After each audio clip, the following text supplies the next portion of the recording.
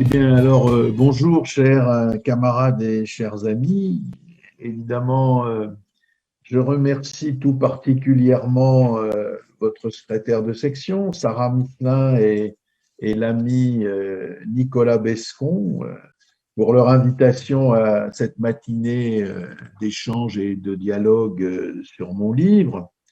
Et puis, je remercie chacune et chacun d'entre vous, présentes et présents à l'autre bout de mon écran, de me consacrer un peu de temps ce matin. Je vais donc vous parler de mon bouquin « Le communisme a de l'avenir, trois petits points, si on le libère du passé », paru récemment donc aux éditions de l'Humanité et qu'on trouve dans le commerce. Je vais essayer d'exposer ou de survoler les thèses que j'y défends et que je crois en effet avoir trouvées dans mes lectures de Marx, sans dépasser les limites de votre patience. Bien entendu, on pourra approfondir la discussion qui suivra si vous le souhaitez. Alors, il y a deux parties dans le titre de mon bouquin, Le communisme a de l'avenir, si on le libère du passé. Il y aura deux parties dans mon topo d'introduction. Et la première, c'est le communisme a de l'avenir. Alors, avec cette affirmation, il s'agit évidemment de rompre avec l'antienne partout rabâchée, selon laquelle la leçon la plus irréfutable du XXe siècle serait que le communisme est mort et enterré. Il y a 30 ou 40 ans, en effet, le nom de Marx était associé à l'effondrement de l'URSS et du camp socialiste, et il était traité en chien crevé. On considérait qu'il n'avait plus rien à nous dire sur notre temps. Or, depuis une dizaine d'années, les temps ont changé. Voilà que Marx est redevenu porteur, en quelque sorte, et inspire des pensées. Voilà qu'ont connu le succès des intellectuels qui ont maintenu pendant toutes ces années de plomb le vocable de communisme, comme Alain Badiou, Jacques Rancière, Alain Bire, Étienne Balibar, Frédéric Lordon, Lucien Sèvres, Bernard Priot, Isabelle Garot, et surtout, ce qui est intéressant, c'est qu'il y a toute une nouvelle génération de lecteurs et de traducteurs de Marx. Dans la sphère américaine et anglo-saxonne également, des noms nouveaux sont apparus avec des traductions françaises de livres qui ont marqué. Je pense par exemple à ceux de David Graeber et sa dénonciation des bullshit jobs, de David Harvey, de Kevin Anderson, etc., de Wendy Brown. Bon. Alors, vous voyez, tout cela témoignait d'une véritable relance de la pensée critique du capitalisme et de son histoire et de ses limites, puisqu'on y parlait du communisme. Et donc, je me suis interrogé, je me suis dit, voilà, il y a vraiment quelque chose de changé dans le paysage intellectuel, il faut aller voir ce qui se passe. Et en même temps, je me disais, c'est bizarre parce qu'on reparlant bien du communisme pour notre temps partout chez les libraires, et on n'en dit rien là où on l'attendrait le plus, c'est-à-dire au sein du Parti communiste. Car en dépit de son appellation, ce parti, le nôtre et ses dirigeants, restent étonnamment discrets sur le sujet du communisme, si j'accepte les quelques lignes rituelles qu'il consacre à cette notion dans les congrès pour expliquer que ce n'est pas une étape immédiate, que la question du communisme ne se pose pas pour le moment, si ce n'est sous la forme vaporeuse d'un idéal ou de valeur humaine, autrement dit sous une forme qui n'a rien de politique ni de concret. Alors je me suis dit, voilà, c'est bizarre et paradoxal. Et l'idée m'est donc venue d'écrire ce livre pour parler du communisme en le présentant comme Marx le pense, c'est-à-dire non pas comme le portrait unique ou le modèle idéal est d'une magnifique société de l'avenir dont l'actualité serait bien éloignée des réalités de notre temps présent, mais comme un combat pour dépasser l'ordre existant du capital, un combat engagé depuis 2 siècles dans l'histoire humaine, qui a connu des hauts et aussi des bas, et un combat qui a encore plus de sens à poursuivre dans les conditions nouvelles d'aujourd'hui, dans des pays capitalistes développés comme le nôtre, dans un monde où la décivilisation capitaliste est globalisée et où il devient visible qu'elle mène l'humanité dans le mur et qu'elle rend la société des humains invivable et la planète inhospitalière pour de nombreuses formes de vie. Bref, vous le voyez, pour moi, le communisme a de l'avenir. Ça ne veut pas dire qu'il nous dresse le portrait d'une société de l'avenir comme un dépliant touristique pour nous faire rêver aux vacances des siècles à venir. Non, le communisme a de l'avenir. Cela veut dire que le communisme nous parle de notre présent et nous indique une visée, une orientation pour nous permettre de le transformer et de le dépasser. C'est pour ça, parce qu'il parle du présent pour le dépasser, que le communisme a de l'avenir. Vous voyez, autrement dit, le communisme a de l'avenir.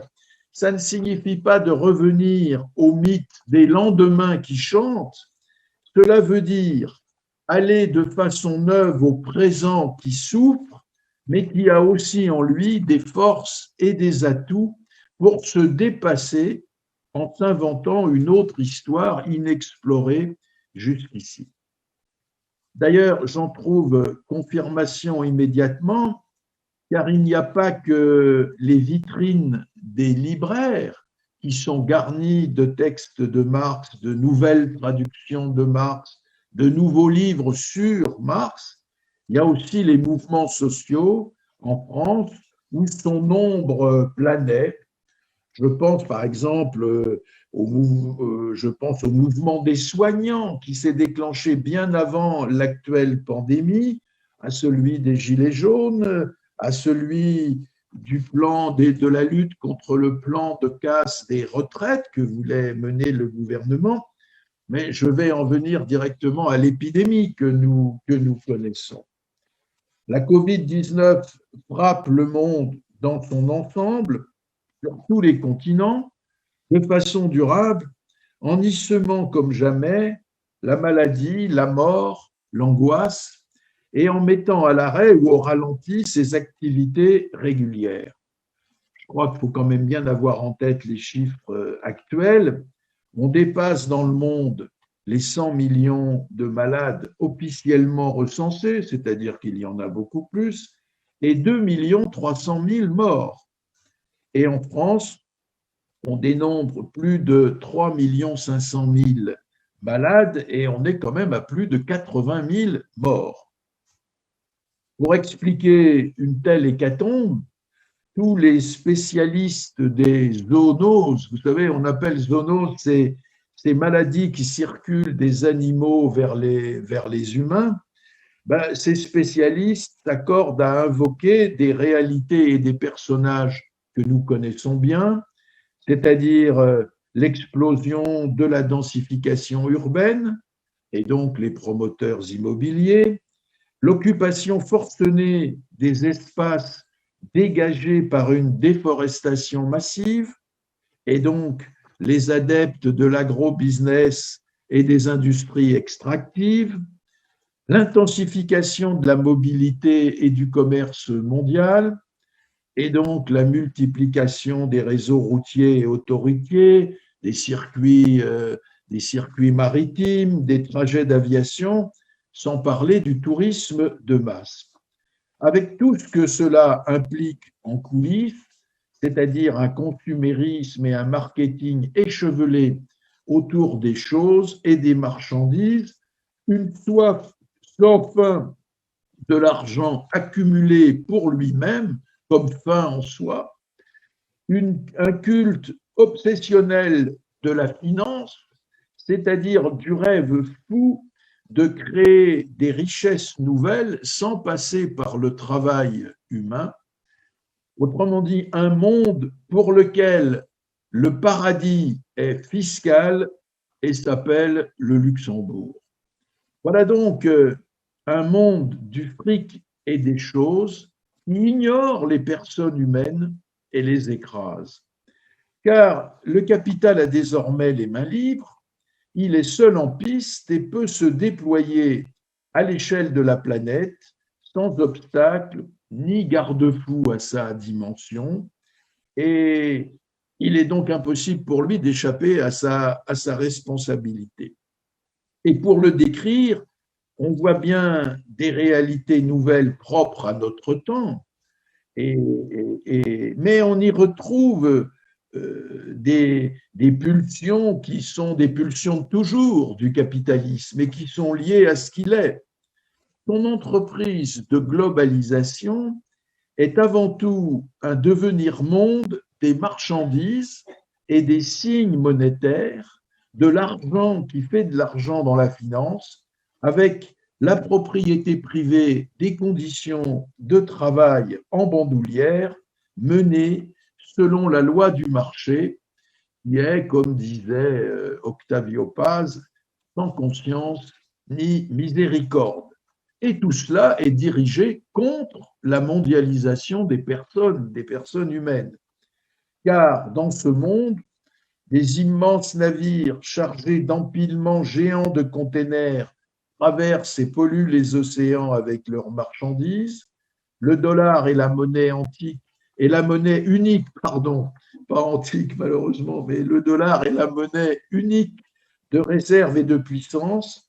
Les places boursières sont ouvertes 24 heures sur 24. Les grands patrons sont le matin à Shanghai, l'après-midi à Wall Street et le soir à Sao Paulo.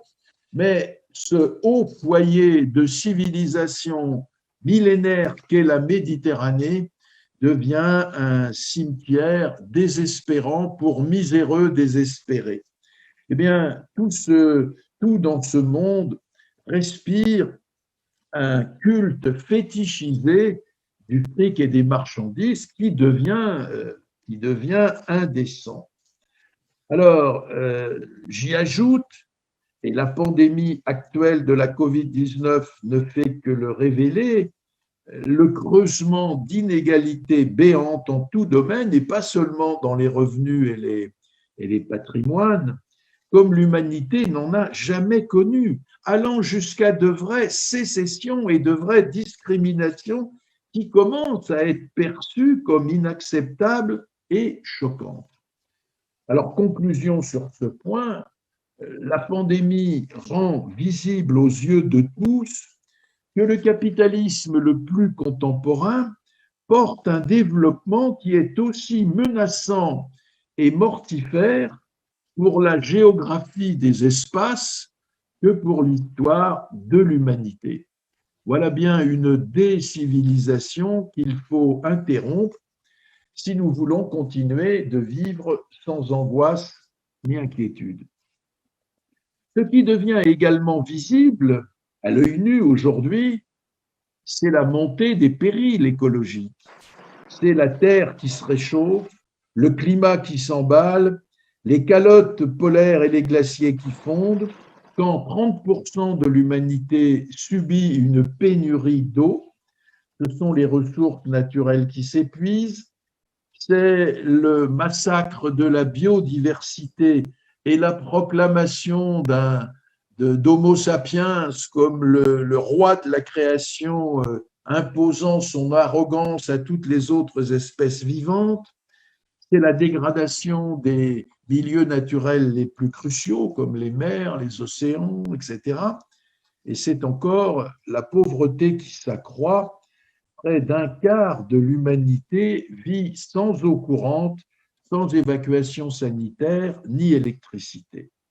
Donc, je résume, crise sanitaire mondiale, ensauvagement de la globalisation planétaire du capitalisme, montée des périls écologiques et perte des repères dans une opinion inquiète et malmenée qui ne sait plus où placer sa confiance, des réalités déjà affligeantes d'une crise économique qui se règle sur le dos des salariés, tout cela devient visible et devrait contribuer à mettre en question le règne désormais sans partage du capitalisme. Et tout cela devient absurde quand 1 milliard d'humains souffrent de famine et que 2 milliards subissent la malnutrition, alors qu'on dispose aujourd'hui, comme jamais auparavant, des moyens de nourrir toute la planète. Et donc, une sortie du capitalisme devrait être à l'ordre du jour des consciences des travailleurs, des citoyens, des peuples. Or, on voit bien qu'on n'en est pas là idéologiquement et politiquement, ou en tout cas qu'on n'en est pas encore là. Et pourquoi? Je crois que la principale raison de ce blocage des consciences, c'est que les puissants sont parvenus à imposer massivement l'idée qu'il n'y a rien d'autre de possible et de crédible qui soit réalistement envisageable que le capitalisme. En somme, on a semé dans les têtes l'idée que le capitalisme actuel a sans doute des défauts, des effets nocifs, voire détestables, mais qu'il n'y a rien d'autre de possible que lui. Et c'est l'enterrement de ce que l'on a appelé à la fin du XXe siècle le communisme qui a rendu possible cette imposture. Car au regard de l'histoire réelle, on le sait bien, rien ne nous condamne à subir le capitalisme ad vitam aeternam. Voilà pourquoi, avec ce livre, j'ai voulu dire il est grand temps de remettre Marx et ce qu'est la pensée du communisme dans le débat public pour redonner un avenir à l'espoir d'un changement de civilisation pour les sociétés et d'émancipation pour les humains. Il est grand temps d'en appeler à l'invention et à la construction d'une sortie du capitalisme dans la visée du communisme. Et si l'on fait le point sur le sujet, alors on voit qu'il y a beaucoup à faire, car c'est bien cet alignement sur la loi du capital que l'on trouve dominant aujourd'hui et décliné de manière diverse dans notre pays. Dans notre pays, il y a d'abord ceux qui veulent un capitalisme sans faille ni faiblesse et qui pourraient profiter de la crise sanitaire pour en accroître le fardeau en n'hésitant pas, si nécessaire, de faire un pas dans la direction du muscle autoritaire. Pas très loin d'eux, il y a ceux qui ne rêvent que de retour en arrière, de repli sur la frontière, de nationalisme échevelé, de chasse à l'homme de tout ce qui est migrant, noir ou bronzé, et un pouvoir fort assurant un grand coup de balai. Et bref, appelons ça par son nom, une tentation fasciste. On voit qu'elle grandit en Europe et qu'elle est forte en France. Et puis, il y a aussi ceux qui rêvent d'un capitalisme un peu repeint en vert, et à 2 pas, il y a ceux qui songent à un capitalisme qu'il suffirait de débarrasser de ses excès les plus voyants pour le rendre tolérable et vivable. Alors, je vais dire un mot surtout des deux derniers. Au premier, c'est-à-dire les amis de l'écologie, je dirais qu'à l'exception de quelques produits bio qu'un savant marketing saura valoriser, il ne peut pas y avoir sur le fond de capitalisme vert. Je le montre en détail dans mon livre, je n'ai pas le temps d'y revenir dans ce topo préliminaire, mais on pourra y revenir si vous le souhaitez dans la discussion. Il y a aussi ceux qui envisagent de chercher à atténuer les excès du capitalisme pour le rendre plus fréquentable, plus fréquentable en particulier du côté social et du côté démocratique. Et vous avez reconnu, c'est évidemment à l'option de la social-démocratie que je pense. Et je vois bien que tout un discours se rôde et se met en place pour faire grandir cette option. Par exemple, quelqu'un comme Thomas Piketty ne cesse d'utiliser le vocabulaire de l'hypercapitalisme pour désigner le capitalisme d'aujourd'hui, l'hypercapitalisme. Ou bien encore, voyez aujourd'hui la dénonciation de ce qu'on appelle le néolibéralisme ou l'ultralibéralisme. Alors, vous voyez bien que dénoncer avec vigueur tout ce qui est hyper, néo ou ultra, c'est fabriquer la fiction d'un capitalisme libéré de ses abus, de ses excès, et se déclarer prêt à accueillir l'idée d'un capitalisme raisonnable, c'est-à-dire d'un capitalisme sans hyper, sans néo, sans ultra. Mais si on considère l'état du monde, comme je viens de le survoler, on voit bien que rêver d'un capitalisme raisonnable, marier le capitalisme et la raison, marier le capitalisme et la vie heureuse, c'est tenter d'unir l'eau et le feu. Et voilà que même le secrétaire national du Parti socialiste, Olivier Faure, pour se mettre à l'unisson de l'ère du temps, n'envisage rien de moins que l'abandon de la référence explicite au socialisme dans l'appellation de son organisation afin de fonder un parti démocrate à l'américaine. Mais vous voyez, je dirais que ce qui est clair aussi, c'est qu'on a maintenant, désormais, on a l'expérience, on sait pour l'avoir connu, comment tous les gouvernements construits autour de la gauche social-démocrate ces derniers temps ont échoué et laissé de mauvais souvenirs. Et cela parce que tous ces gouvernements se sont tenus à une politique de redistribution timide, mais de redistribution étatique des richesses, sans toucher au travail ou au mode de production de ces richesses, ce qui avait l'inconvénient de laisser en place les puissances économiques qui, dès lors, n'avaient plus aucun mal à ramener leurs champions au pouvoir dans les meilleurs délais. Alors, je conclus sur ce point. À l'opposé de toutes celles et de tous ceux qui confondent réalisme et résignation, je prétends avec ce livre qu'il est temps d'engager une réflexion sur la lutte pour le dépassement du monde actuel et de se mettre à l'heure de l'invention d'une sortie du capitalisme. Et surtout, c'est ce que j'ai voulu dire avec le communisme a de l'avenir, et surtout, on voit bien que dire que le communisme a de l'avenir, cela ne signifie pas qu'il est une étape lointaine, un horizon dont l'actualité de surcroît reculerait au fur et à mesure qu'on s'en avance, mais comme c'est d'ailleurs le cas de tous les horizons,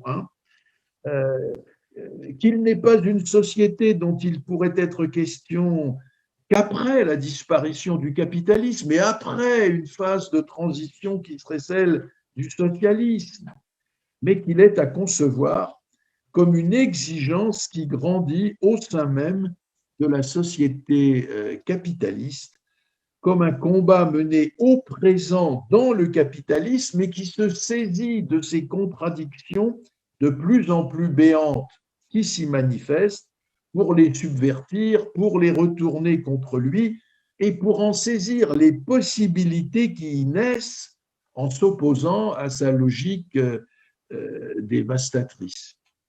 Alors, pour le dire autrement, le capitalisme, cela consiste à envisager les luttes sociales actuelles en les menant au nom d'une visée d'avenir qui leur fait tellement défaut aujourd'hui. C'est aborder les difficultés et les injustices du présent en les éclairant d'une perspective libératrice et émancipatrice qui leur donne sens et consistance. C'est arrêter de se battre seulement contre, c'est arrêter de concevoir la lutte sociale comme une plainte de victimes se défendant le dos au mur contre les empiètements agressifs du capital, même s'ils sont évidemment indéniables et nombreux. Car c'est en se battant pour qu'on se bat le mieux contre. Voilà la thèse que je défends et qui, me semble-t-il, est celle de Marx. Voyez, aujourd'hui, on est anticapitaliste. On nomme le capitalisme, mais on ne nomme pas le communisme. Donc, nous semons nous-mêmes l'idée qu'il n'y a rien d'autre que lui, que le capitalisme. Voilà. Moi, je pense que c'est en se battant pour qu'on se bat le mieux contre, c'est en donnant consistance à l'idée d'une autre voie que celle du capital, c'est en donnant du relief et de la crédibilité à l'idée d'une autre civilisation sans dominant ni dominé, autrement dit une société sans classe, que l'on musclera les luttes du présent contre la décivilisation capitaliste. Et donc, vous voyez, faire renaître dans les têtes et dans les cœurs l'idée que l'avenir n'est pas à jamais fermé sur le pouvoir du capital et qu'il n'y a aucune étape préalable pour s'atteler à en sortir, voilà bien ce qui me paraît, moi, et l'un des problèmes majeurs que nous vivons aujourd'hui. Et cela implique qu'on parle du communisme et qu'on le fasse vivre, non pas en répétant le mot toutes les trois phrases, mais qu'on le fasse vivre comme une visée dans des luttes sociales. Alors, je me suis bien sûr demandé, sortir du capitalisme, faire fructifier la possibilité d'un après-capitalisme, est-ce bien imaginable? N'est-ce pas totalement irréaliste? Et ma réponse est non. Non, c'est tout à fait possible. Alors, je ne vais prendre que deux exemples. Premier exemple, quand on se mettait hier, vous vous souvenez, à applaudir les soignants, les enseignants, les éboueurs, les caissières de supermarchés. Autrement dit, les humbles, les silencieux et les invisibles des temps ordinaires de la société, puisque nous étions en confinement. Et nous les applaudissions parce que leur utilité, leur courage sautait aux yeux de tous. Et ça voulait dire que la société, au fond, avait la certitude qu'un soignant est plus utile à la vie commune qu'un trader et qu'il était totalement injuste que le second soit rétribué 100, 200 ou 300 fois plus que les premiers.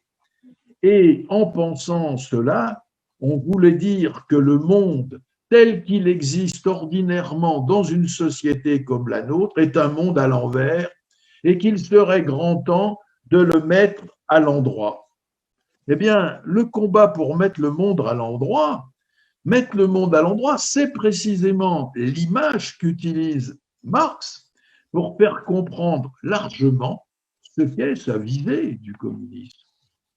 Deuxième exemple, quand on est meurtri, de voir que la France n'a pas pu jouer un rôle de premier plan dans la fabrication de vaccins anti-Covid, parce que la recherche publique n'est pas assez financée et que la recherche privée dans des laboratoires comme Sanofi est plus intéressé par les dividendes remis aux actionnaires que par la production d'un vaccin, et que le vaccin destiné au monde entier devrait être conçu comme un bien commun universel.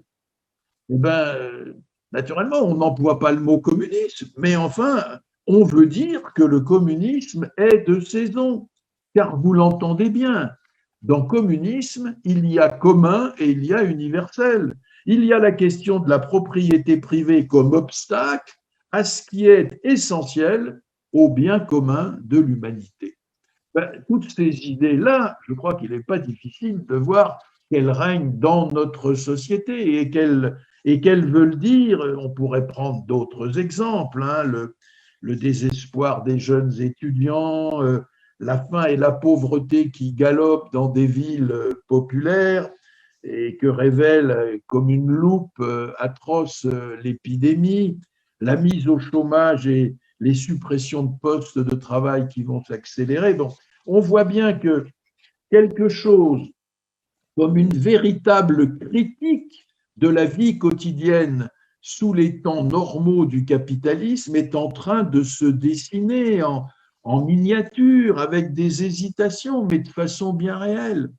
Ben, ce sont-là des aspirations qui montrent que la pensée du communisme n'est pas du tout un archaïsme ou une antiquité, mais le nom d'une civilisation des temps nouveaux. Alors, on peut le dire encore autrement. Le monde actuel, c'est celui de la lutte des classes.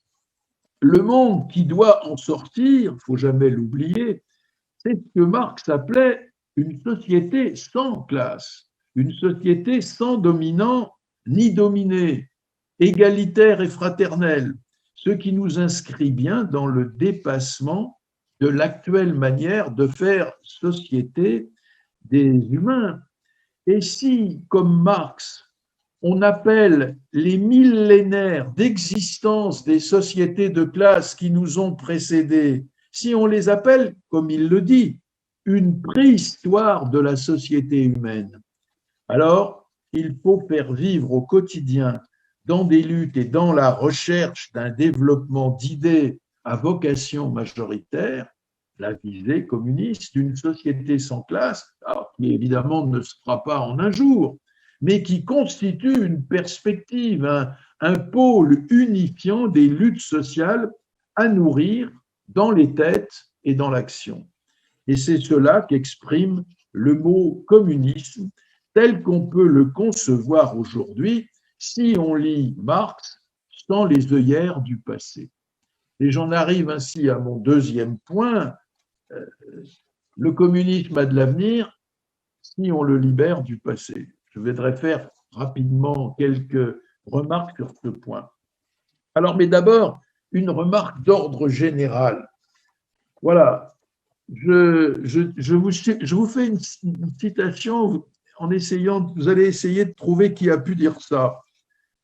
Tout ce qui nous effrayait dans le communisme, perdre nos maisons, nos épargnes, être forcé de travailler pour un salaire minable sans avoir de pouvoir politique, tout cela s'est réalisé aujourd'hui grâce au capitalisme. Eh bien, voyez-vous, c'est une formule de Bernie Sanders, l'américain candidat radical, voyez, socialiste, comme on dit, aux États-Unis. Bon, alors, vous voyez l'idée qu'il veut dire, quoi. Et du coup, comment libérer la pensée du communisme du passé? Qu'est-ce que ça veut dire? Ben, je prends une formule pour le résumer. Je dirais ceci. Le XXe siècle a été le siècle du marxisme sans Marx. Le XXIe siècle doit être celui de Marx sans le marxisme. Voilà, c'est dit brutalement, je vais essayer de le justifier. Je crois que c'est en détricotant la pensée de Marx de toutes les pesantes traditions qui l'ont recouverte au sein des partis socialistes puis communistes pour la transformer en marxisme militant au XIXe et au XXe siècle, que l'on peut lire Marx tel qu'en lui-même aujourd'hui, remettre sa pensée dans le débat public et répondre à ce retour de Marx que j'ai salué en commençant ce propos chez des intellectuels. Cela ne signifie pas que Marx a réponse à tout pour notre temps, mais qu'à le lire sans œillère, on gagne du temps en évacuant bien des fausses pistes ou des pseudo-solutions. Alors, tout cela pour dire que le communisme, tel qu'il l'a pensé, et tel qu'on peut le lire aujourd'hui dans ces textes, est d'une nouveauté inédite et n'a jamais été essayé. Je m'en tiendrai juste pour vous le dire à une citation qu'on trouve dans le Capital, son grand ouvrage, et qui est celle-ci. Il définit le communisme comme, je le cite, une société supérieure dont le principe fondamental est le plein et libre développement de chaque individu. Le plein et libre développement de chaque individu. Alors, vous voyez, ça nous met très loin, cette formule-là, de ce que l'histoire du XXe siècle nous a fait rencontrer sous le nom de socialisme existant ou de social-démocratie. Alors, je n'oublie pas que ce marxisme-là fut la doctrine officielle des États socialistes, et bien entendu, cela pèse toujours sur ce que l'on attribue à Marx en fait de conception du communisme. Mais on le sait encore trop peu, il y a ce qu'on a connu en URSS et ce que Marx a pensé, et ça n'est pas la même chose. Voilà. On a connu en URSS, et c'est au cœur de la pensée socialiste, l'omnipotence de l'État régnant de haut sur la société, tenant entre ses mains tous les leviers de la vie sociale, imposant un conformisme officiel écrasant. Mais la vraie pensée de Marx, je vous en ai lu une citation, vous voyez, sur le plein développement de chaque individu, le plein et libre développement de chaque individu. Vous voyez bien qu'on ne s'oriente pas dans ce sens-là. Hein, l'idée du communisme de Marx, c'est celle d'un dépérissement de l'état de classe, c'est-à-dire d'un dépassement de la verticalité surplombante du pouvoir et une réappropriation par la société de la politique, hein, qui est reprise en main par les individus de leur propre vie. Je continue. On a connu en URSS un productivisme échevelé, l'exaltation de l'impérieux développement des forces productives matérielles. Bon. Et l'on impute souvent à Marx, encore aujourd'hui, une conception, comme on dit, prométhéenne du développement économique et de la toute-puissance des techniques. Bref, on fait de Marx un ennemi de l'écologie. Mais heureusement, il y a aujourd'hui des spécialistes de la pensée écologiste qui ont aussi lu Marx et qui ont bien compris qu'au fond, Marx avait eu le souci de l'écologie bien avant même que le concept d'écologie ne soit formé par Ernst Haeckel en Allemagne. Je vous cite l'un d'entre eux. Il s'appelle John Bellamy Foster. C'est un grand spécialiste américain et une autorité reconnue en matière d'écologie. Et évoquant les textes de Marx et d'Engels, il dit ceci. À divers moments de leur travail, ils, Marx et Engels, ont évoqué des problèmes comme ceux de la déforestation, de la désertification, du changement climatique, de la disparition des cerfs, des forêts, de la marchandisation des espèces, de la pollution, des déchets industriels, du relâchement de substances toxiques, du recyclage, de l'épuisement des mines de charbon, des maladies, de la surpopulation et de l'évolution ou de la coévolution des espèces. Fin de citation. Donc, vous voyez qu'il y a bien là, en quelque sorte, de l'écologie d'avant la mode de l'écologie. Ce qui ne veut pas dire du tout que Marx a tout dit sur la question, mais ce qui veut dire qu'il n'a pas du tout ignoré le problème. Et que donc, au nom de ce qui s'est passé en URSS, attribuer ça à Marx, c'est à côté de la plaque.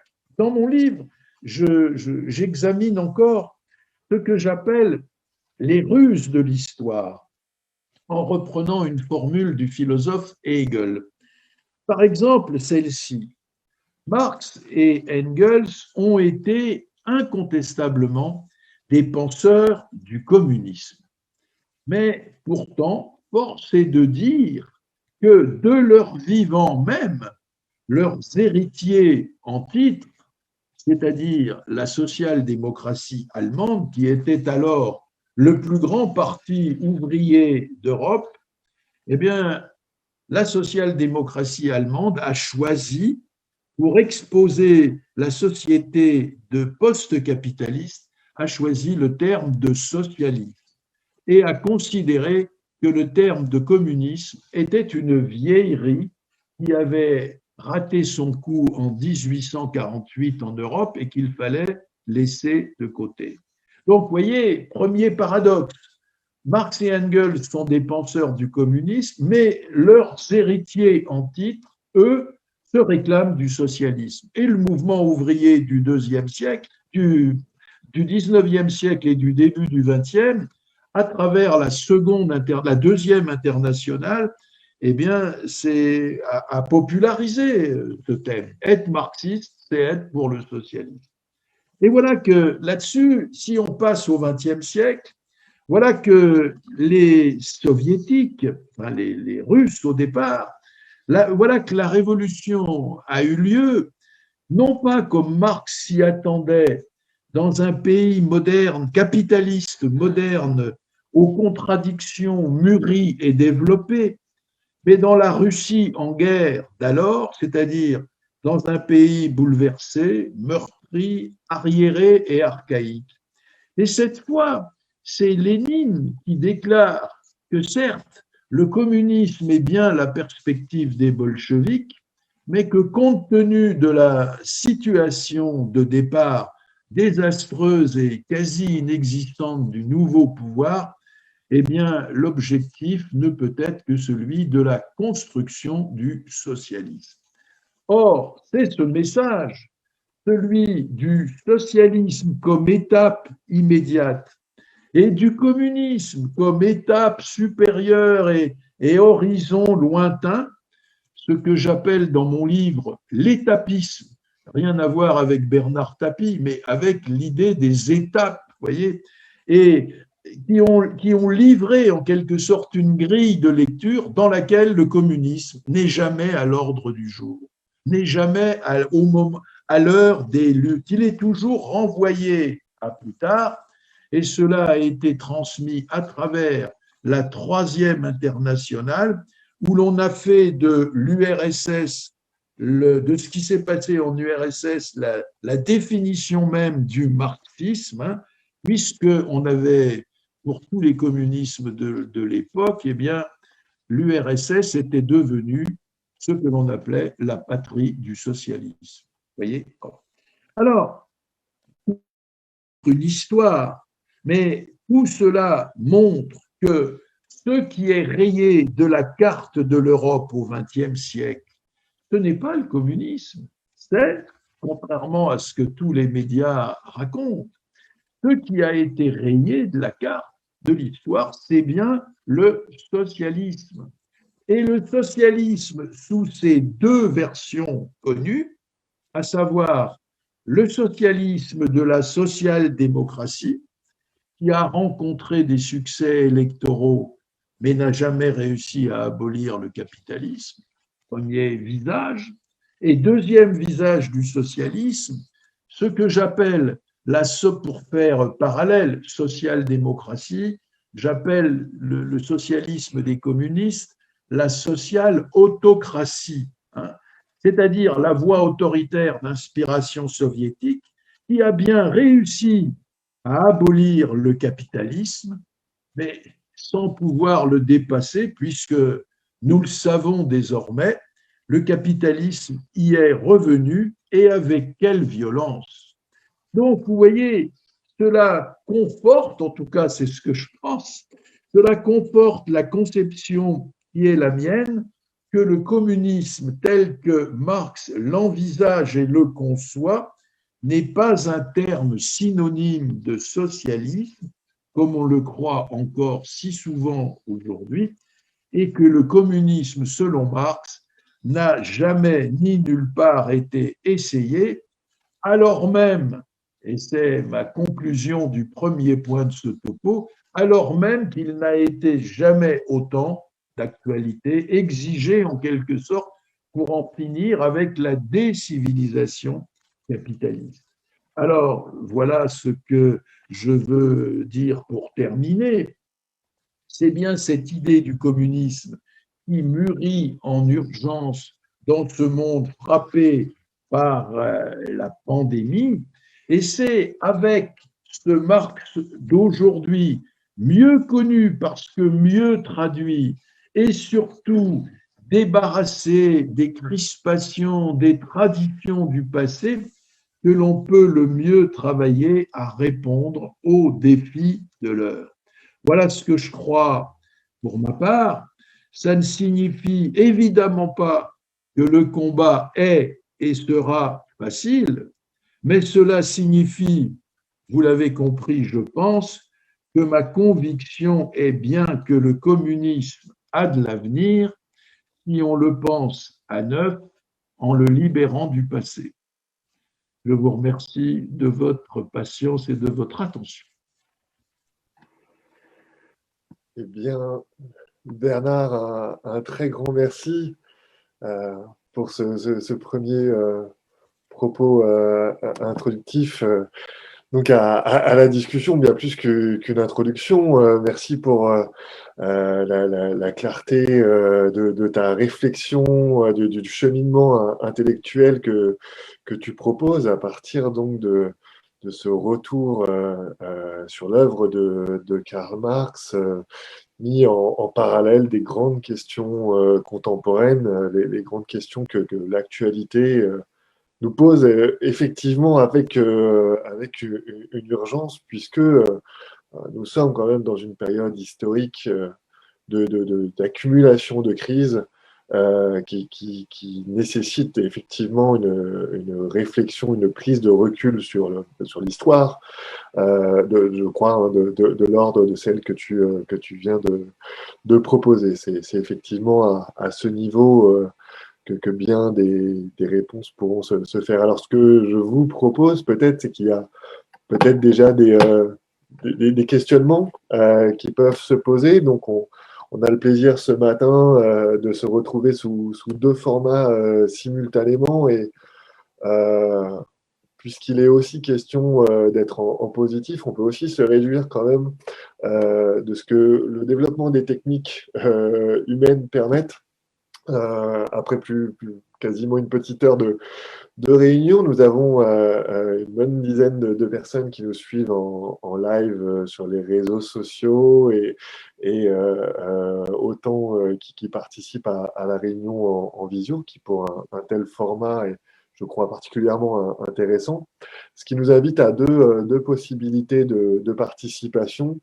Pour ceux qui le souhaitent et qui sont présents en visioconférence, n'hésitez pas à me solliciter, à solliciter éventuellement un premier retour, une première réaction, ou bien comme c'est la pratique sur les réseaux, en commentaire, à poser des questions, des remarques pour réagir. Voilà, je suis là pour essayer d'être un petit peu le pivot de cette discussion. Eh bien, Sacha, je vois que tu souhaites réagir. À toi la parole. Bon, merci beaucoup pour cette introduction très, très forte et très complète. Et merci pour la publication. Je peux te tutoyer? Oui, bien sûr, bien sûr. Bon, alors, ça va de soi, ça va de soi. Pour la publication de ton livre, qui a un titre provocateur, et c'est ce qui m'a intéressé, c'est ce qui m'a fait l'acheter, parce qu'en fait, je viens de le terminer hier. Il m'a passionné. Il m'a passionné parce qu'il a remis en perspective ce mot de communisme qui, effectivement, jusqu'à la lecture de ton livre, que personnellement, je considérais comme une utopie. Je ne le considérerais plus comme une utopie parce que, effectivement, une utopie est quelque chose qui renvoie à un avenir très très lointain et à un idéal qui ne se réalise pas. Et donc, tu fais la démonstration que c'est au contraire la pensée de Marx, c'est au contraire la réponse concrète aux crises du capital. Et nous sommes bien placés aujourd'hui pour en voir les effets avec cette pandémie. Donc, moi, ça a été pour moi une électrisation intellectuelle salutaire, surtout que je me suis retrouvé, bon, vu ma génération, je me suis retrouvé justement dans ta critique de l'étapisme. Parce que, en fait, dans les écoles du parti, moi j'ai plus de 60 ans de cartes, comme on dit. Dans les écoles du parti, on nous présentait évidemment le communisme comme une deuxième étape, le développement ultime du socialisme qui allait passer à chacun selon ses moyens, à chacun selon ses besoins. Et tu cites d'ailleurs dans ton livre l'explication de cette provenance, et y compris dans des conditions particulières qui, effectivement, sont très, très difficiles dans la révolution d'octobre, qui n'était, entre guillemets, pas prévue dans un pays arriéré, et où les révolutionnaires de l'époque ont dû trouver des réponses en période de guerre, enfin, etc. Je ne reviens pas, tout le monde sait ça. Mais ce qui est intéressant, c'est que nous, on nous a livré cette histoire comme une théorie scientifique qui était justement par lesquelles il fallait passer pour arriver au communisme. Et donc, évidemment, renvoyer le communisme dans un futur très, très, très lointain. Donc, ça, j'aimerais bien que tu en dises deux mots. Et surtout, bon, au PC français, cette théorie, je ne sais pas si elle prévaut encore dans les écoles du parti, mais en tout cas, c'était le cas. Et surtout, on se rappelle le socialisme à la française, enfin, les, les mots d'ordre qui n'avaient rien à voir avec le communisme. Alors, après avoir dit plein de choses positives, je vais passer à une critique qui me semble importante. Effectivement, tu rappelles l'histoire économique de la période soviétique. Et tu portes critique à juste titre, puisque l'histoire a tranché. Si ça s'est écroulé aussi rapidement, c'est effectivement que ça n'avait rien à voir avec le communisme, certes, mais y compris avec le socialisme, dans le sens où les pouvoirs étaient étatisés et n'avaient rien de populaire. Les soviets n'ont pas été partout et ont été très rapidement supprimés. Mais il y a quand même un grand manque dans ton livre, et ça, je ne me l'explique pas. Quand tu dis il faut se libérer du passé, il n'y a pas un mot, mais pas un mot sur les massacres du stalinisme. Il n'y a pas un mot. Et là, je suis un peu sidéré parce que pour moi, on n'arrivera pas à faire avancer l'idée du communisme à l'avenir si on passe sous silence ces massacres de masse au nom de notre idéal pour conserver le pouvoir socialiste et qui a tué c'est ce régime-là qui a tué le plus de communistes dans l'histoire. Alors là, je comprends pas, et donc je te pose cette question et je m'arrête, tout en te remerciant d'avoir fait ce livre. Mais là, il y a pour moi un manque terrible. Alors, qu'est-ce que je fais, organisateur? Je réponds à Sacha ou on prend d'autres comme tu… Si tu as une foule de questions ou je réponds? Eh ben, je n'ai pas d'autres questions immédiatement, donc effectivement, on peut commencer le dialogue tout de suite. Alors, merci d'abord, Sacha, de ce que tu dis de mon bouquin, de l'intérêt que tu y as pris, même s'il y a le manque, je vais y venir. Mais quand tu dis titre provocateur, oui, bah, pour moi aussi, hein. Moi, tu sais, je me suis fait vacciner là j'ai reçu la première dose. Ça veut dire que j'ai 75 ans et que je suis comme toi, tu vois, je ne suis pas un poulet de l'année, quoi. Et donc, par conséquent, se libérer du passé, pour moi aussi, ça avait, et moi en plus, qui a été enseignant, qui a fait des cours dans les écoles du parti quand il y en avait,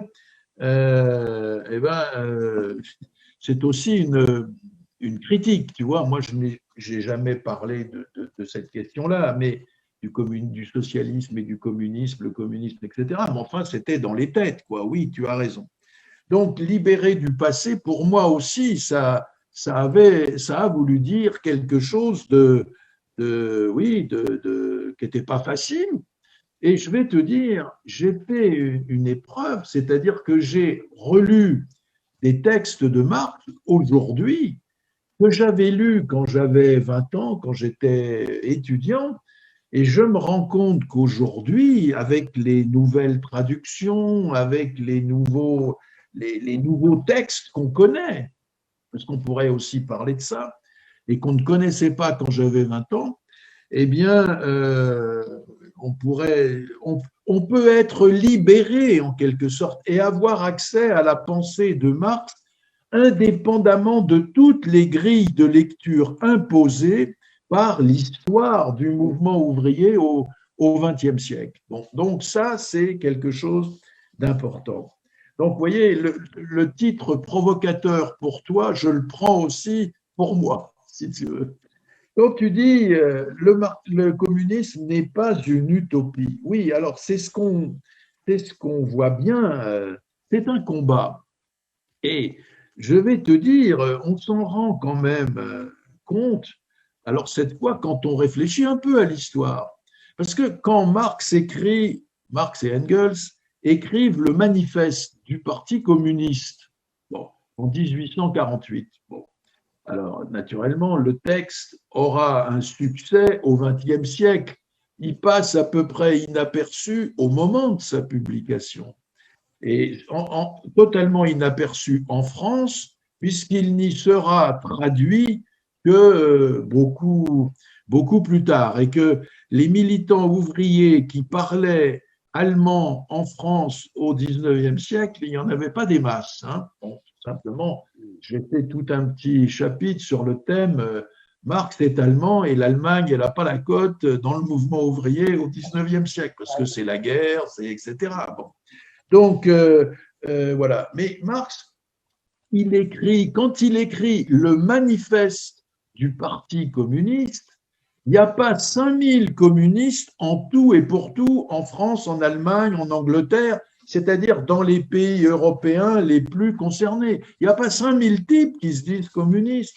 Et pourtant, il écrit un manifeste du Parti communiste. Et qu'est-ce qu'il dit dedans? Il dit, c'est un combat, il faut se battre, on peut gagner.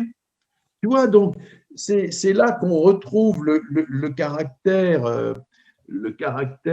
gonflé, si j'ose dire, mais révolutionnaire, donc, de Marx et d'Engels. C'est que eux, ils ne sont pas à dire « Oh là là, on n'est que 5000, donc on renvoie à beaucoup plus tard l'échéance. » Non, non, ils écrivent un manifeste du Parti communiste. Voilà. Alors que l'histoire va le montrer. Mais ça n'est pas de saison. Mais néanmoins, il y a toujours une saison pour le communisme dès lors qu'on se bat et qu'on le fait exister dans des idées, dans des combats, dans des luttes sociales, dans des conquêtes sociales, voilà. Et puis alors, puisque tu parles du côté le passé, moi je dois te dire que pour le passé, il y a un truc qui m'a toujours sidéré et que je ne comprenais pas. Même quand j'ai adhéré au Parti communiste il y a très longtemps, eh bien, c'est qu'au fond, les communistes se battent pour autre chose que leur nom. Ils se battent pour le socialisme. Même quand on a fait le socialisme à la française, le socialisme démocratique, le socialisme dans la liberté. Moi, je ne sais pas, tu vois les écolos. Les écologistes, de quoi ils parlent? Ils parlent d'écologie. Les socialistes parlaient, parce que maintenant, c'est un peu différent, mais ils parlaient pendant longtemps de socialisme. Ben, c'est normal, c'est le nom de leur, tu vois. Et nous, les communistes, on parlait non pas de communisme, mais de socialisme.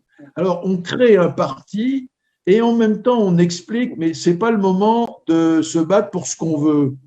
Tu vois, alors c'est quand même un peu paradoxal. Voilà. Donc, ça, c'est la deuxième chose. Alors, quant à ton reproche, alors, oui, tu as raison. Je n'ai pas parlé du stalinisme, si ce n'est par allusion vague, tout simplement parce que moi, au moment où j'ai écrit ce livre, j'étais sous le choc de la lecture du livre de Lucien Sèvres qui s'appelle justement Le communisme, et dans lequel il y a une analyse du stalinisme, de ce qui s'est passé avec Staline, tu vois, qui m'apparaît tellement magistrale que je ne me voyais pas la refaire, ou la refaire en moins bien qu'avec toutes les analyses qu'avait données Lucien. Alors, donc, je me range tout à fait à ta critique. Oui, pour faire un livre complet, il faudrait qu'il y ait cette pièce. Mais là, je vous renvoie au livre de Lucien, parce que ce que tu dis est vrai sur les crimes, enfin bon, etc. Mais moi, j'ai voulu m'en tenir, si tu veux, parce que là, on est dans la forme monstrueuse, quoi, tu vois, du pouvoir soviétique. Mais moi, j'ai voulu m'en tenir essentiellement à l'idée de ce qui passait pour le marxisme, tu vois. Et alors, je me suis limité à l'aspect un peu théorique de la question. Et c'est vrai que c'est Staline qui invente le marxisme-léninisme. On ajoute léninisme à Marx. Et c'est bien ce que ça veut dire. Enfin, j'ai essayé de le montrer, ça, quand même, dans le bouquin. Je n'ai pas fait l'analyse des massacres, du devenir, comment on passe comment on passe au socialisme dans un seul pays, etc. Ce qui, évidemment, mutile la perspective universaliste de la pensée de Marx. Mais je m'en suis tenu à ce que Staline a fait de la Staline, ou ce qu'on attribue à Staline, a fait de la pensée de Marx. Et c'est là où je vois bien que vendre ça et l'imposer à tous les partis communistes sous couvert, vous voyez, le marxisme-léninisme, ce qu'on a appelé comme tel, c'est pas seulement le rapprochement du nom de Marx et du nom de Lénine, c'est au fond une sorte de dogme absolu qui tient la vérité de tout ce qui va arriver, de tout ce qui va subvenir. Alors c'est là où j'ai quand même critiqué cette affaire. Je m'en suis tenu à ça. Je te renvoie pour le reste, mais je suis sûr que tu l'as déjà lu, au livre de Lucien. Hein. C'est pour moi l'occasion de saluer évidemment avec tristesse sa mémoire, et alors que c'est la Covid qui nous l'a retiré, et, et il est mort, tu sais, dans des conditions. Il est mort au fond parce qu'il était vieux, voilà. Et on l'a laissé dans un hôpital dans le couloir parce qu'on n'avait pas assez de respirateurs, et on l'a laissé en disant ce type a 94 ans, il est temps pour lui de mourir. Ça, c'est vraiment atroce. Ça, c'est vraiment l'horreur absolue du capitalisme et de l'insuffisance des capacités de soigner les hommes. Voilà ce que je voulais te dire. Et je termine par ce salut fraternel à Lucien, parce que c'est quelqu'un qui a joué un grand rôle à la fois dans ma vie, parce qu'on s'est bien connus et qu'on était amis, mais surtout dans la pensée, quoi. Voilà, un type formidable, un professeur magnifique, Lucien. Lui aussi, il a fait des cours, et quand même, quand on les relit aujourd'hui dans les écoles du parti, ben, on voit qu'il avait vu, il n'avait pas tout vu, mais il avait vu à l'avance un certain nombre de choses et qu'il n'allait pas faire. Voilà, cher Sacha. Merci. Merci, Sacha Bernard. Je vois Grégoire qui souhaite prendre la parole, si tu actives. Oui, déjà, de façon un petit peu rapide. Bon, moi qui suis plus jeune, puisque j'ai 65 ans, je peux quand même dire que ce débat que tu portes, Bernard, moi je l'ai toujours entendu dedans partie. Ça a toujours été, et c'est ce qui m'a personnellement plu dans ce parti, c'est qu'on se posait toujours la question, mais la façon dans laquelle on abordait les choses, est-ce que c'était la bonne façon? Cette histoire d'étape, est-ce qu'il fallait aller par étapes? Est-ce que c'était un mouvement? Est-ce que le communisme était effectivement toi-même tu utilises des mots qui se retrouvent à être à peu près similaires. Est-ce que c'est un horizon, perspective? Est-ce que c'est enfin un mouvement? Est-ce qu'on parle voilà, donc j'irais, est-ce que Marx on lit, est-ce qu'on l'a bien lu, est-ce qu'il faut le relire, est-ce qu'il faut, voilà. Mais en permanence, derrière tous ces débats de mots, il y avait l'exigence qu'il fallait continuer à réfléchir à la question, et qu'on n'en était jamais, j'irais, et que j'irais, on s'en sortait jamais avec une réponse toute faite. Moi, toutes ces questions-là, ce que tu poses, hein, moi, je l'entends bien. Je pense que du point de vue philosophique, puisque tu étais un philosophe, et qu'on est effectivement à essayer de réfléchir en quoi la philosophie peut aider à ce qu'on réfléchisse à ces questions-là. Je pense qu'il faut prendre toutes ces questions-là comme étant des hypothèses, au sens scientifique du terme. C'est-à-dire que c'est des choses dans lesquelles on imagine que les choses peuvent ressembler à ça, et que ensuite on va sur le terrain d'une façon concrète vérifier si ce qu'on imagine nous sert véritablement dans les luttes au quotidien. Moi, il me semble qu'aujourd'hui, quand on dit que le communisme a de l'avenir, j'irais effectivement, je le crois, mais ça reste une croyance. Ça peut très bien ne pas être enfin une affirmation. Par contre, ce que je constate, et tu le constates aussi, c'est qu'effectivement la notion je dirais aujourd'hui de commun commence effectivement à être une notion dans laquelle de plus en plus les gens en parlent. Et comme on a été, je dirais, un peu de ceux qui avons tenu cette notion de commun, d'égalité au cœur de toutes nos batailles, je dirais, quotidiennes, je pense qu'effectivement, on doit, sur ces questions-là, ne pas avoir honte.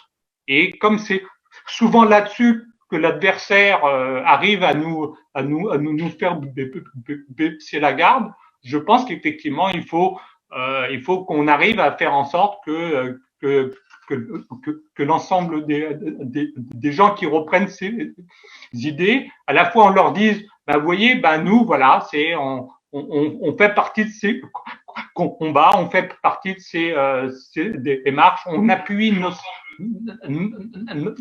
nos réflexions là-dessus et justement, on évite d'avoir des certitudes sur le fait comment les choses se passent. Mais par contre, on a effectivement une très forte envie à ce que toutes les dominations cessent. Tu vois, et je terminerai par là, durant longtemps, on a effectivement considéré que la bataille sur la lutte des classes était la bataille unique, préalable à laquelle il fallait qu'on s'attelle. Aujourd'hui, on commence à dire, ah oui, mais il y a peut-être d'autres formes de domination dans lesquelles il faut aussi que l'on puisse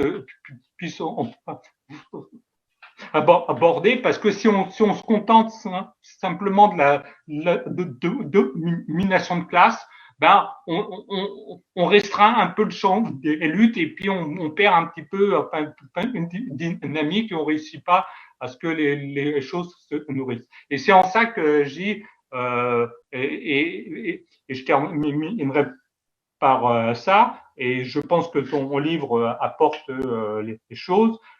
Il faut en permanence ces questions-là, on les questionne, on soit en permanence à ne pas considérer qu'on a trouvé la solution, la formule idéale qui permette effectivement que les choses je dirais soient claires. Moi aujourd'hui, je parlerai plus tellement de communisme, mais de communologie, c'est-à-dire de rentrer dans une logique du commun.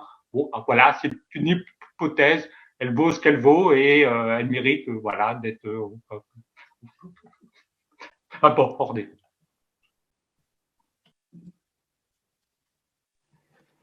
Merci beaucoup, Grégoire. Et peut-être Bernard, est-ce que tu veux réagir à nouveau directement? Oui, alors, dans ce que vient de dire Grégoire, que je remercie lui aussi de l'intérêt qu'il porte à mon bouquin, bon, l'histoire je dis il faut se libérer du passé, mais moi je n'écris pas un livre pour dire qu'il faut avoir honte de notre histoire, tu vois, c'est pas du tout ça ma ligne, hein, c'est de dire nous sommes libérés d'une histoire qui a été ce qu'elle est, et mon problème n'est pas du tout de dire on a eu tort, de se battre la poitrine, de faire repentance et de dire qu'on est passé à côté de tout. Non, non, pas du tout. Mon problème, c'est de dire, ben voilà, je me situe aujourd'hui, on est dans un temps nouveau, on a une crise mondiale qui pose la question du changement au niveau universel. C'est le moment ou jamais, en quelque sorte, de porter ça, quoi, de porter cette nouveauté, cette exigence de nouveauté. Et moi, mon idée, donc, c'est mais la conception de Marx n'a jamais été essayée. C'est ça qu'il faudrait faire vivre aujourd'hui. Alors, tu dis par exemple, la lecture en termes de classe, il faut la compléter.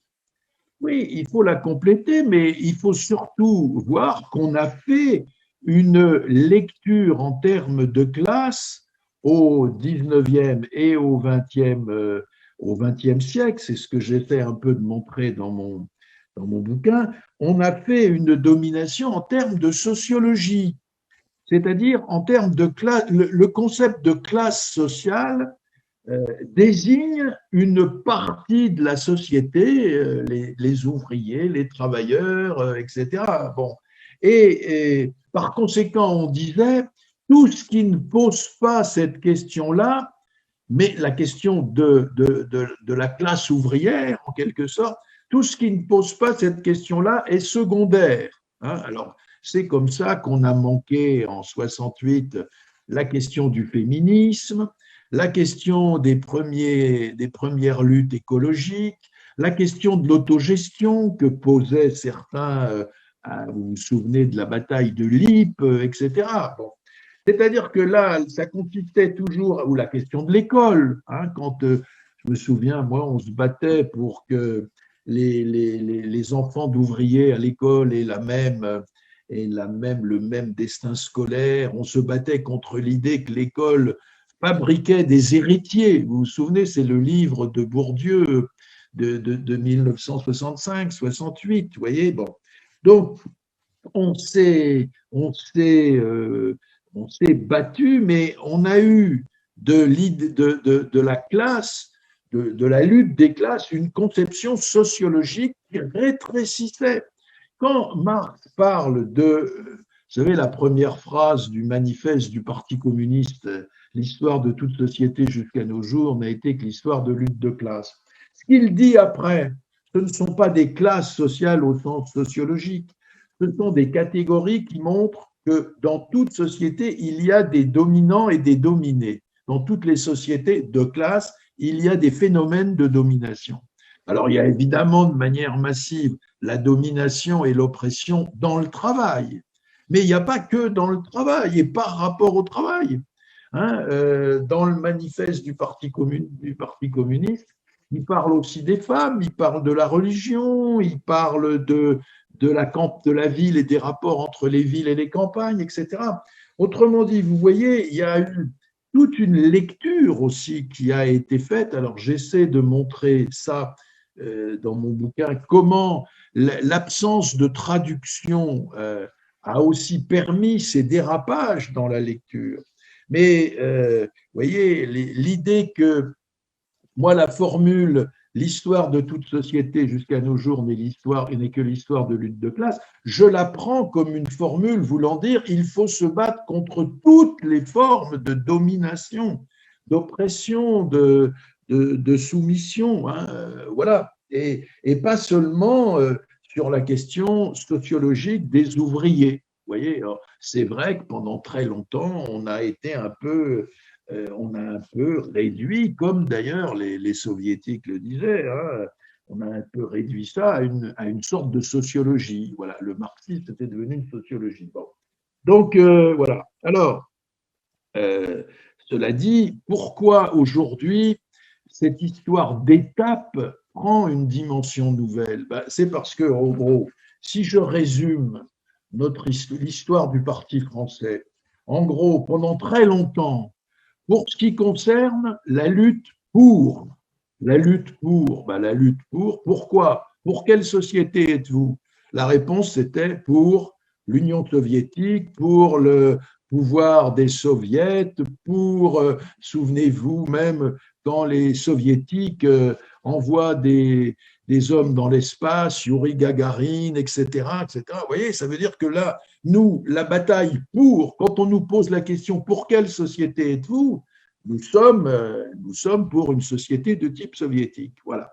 Et le pour, il est là-bas. Et le contre, il est en France. On est donc en France contre le capitalisme parce qu'on a un pour qui est une société libérée, selon ce qu'on s'imagine alors, en Russie. Bon, c'est ça notre problème. Or, aujourd'hui, nous n'avons plus ce pour en Russie. Nous ne l'avons plus. Et par conséquent, si on reste uniquement sur le créneau du contre, nous finissons nous-mêmes par nourrir l'idée qu'il n'y a que le capitalisme de possible, puisque nous sommes contre ces injustices sans jamais nommer le pourquoi nous sommes. Vous voyez, c'est ça, moi, qui me fait problème dans la situation actuelle. C'est que nous-mêmes, nous semons l'idée, sans le vouloir, bien entendu, qu'on ne peut être que contre. Voilà.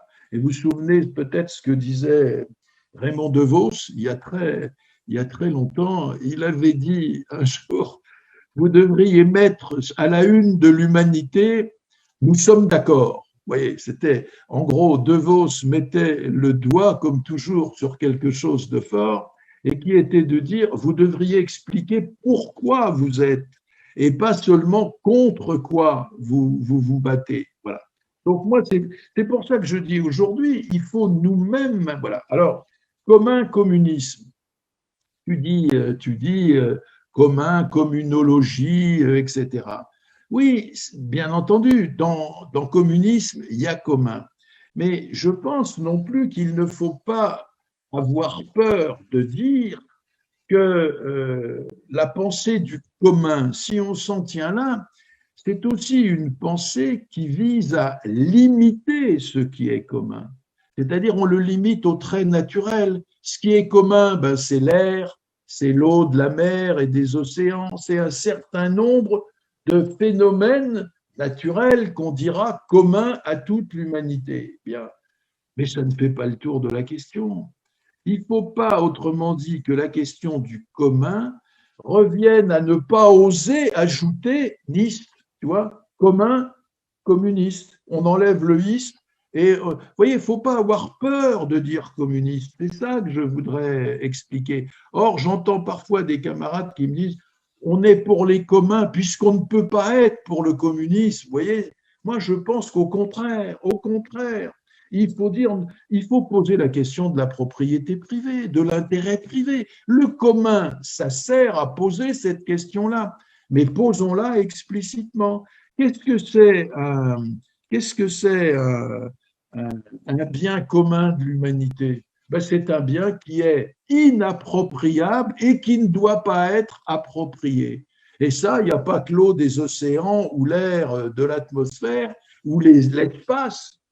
La question peut se poser aussi, est-ce qu'on va mettre de la propriété privée dans l'espace? Puisque maintenant, on y envoie des satellites, etc.